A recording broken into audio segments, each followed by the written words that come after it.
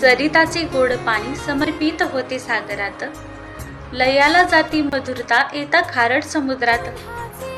आरोप कुणाचा कशाला, नाही तिथे शब्दांचा ओलावा.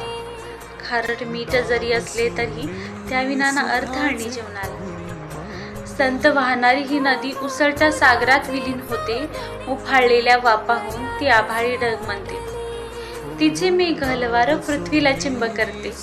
तापलेल्या धरणी मातेला जलधारेने ती न्हाऊ घालते. तिचे चंचल आगळेपण धरणी मातेलाही सुखावते. सासूकडून होकार घेण्यासाठी तिला प्रेमाने ती रिझवते. होकार मिळताच ती लाजते, कळी फुलावी तशी उमलते.